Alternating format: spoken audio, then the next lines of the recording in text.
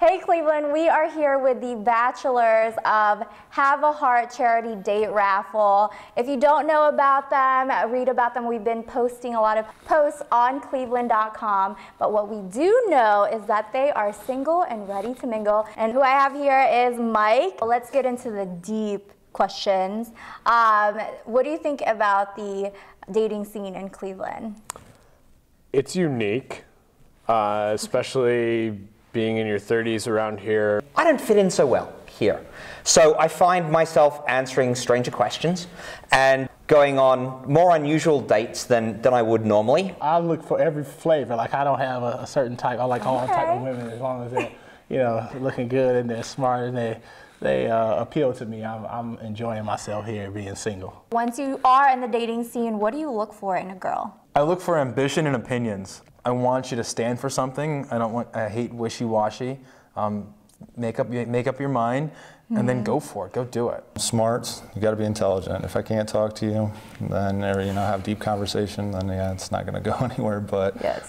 Funny, culture, enjoys traveling. I mean, even outside of downtown, like all the neighborhoods that are starting to develop and stuff, I think that gives you more options. It also helps with unique personalities. As a young professional, yeah, I'm having fun. I see something I want it, I go after it. You know, there's none of this first base, second base, third base. Nah, if I see her and it's that time, then that's what it is. If you could choose your perfect date, where would you take this girl here in Cleveland? I'm pretty low-key. I hear the guys giving a lot of extravagant answers. I like to cook myself. A good first date is light. It doesn't leave either of you too committed to something.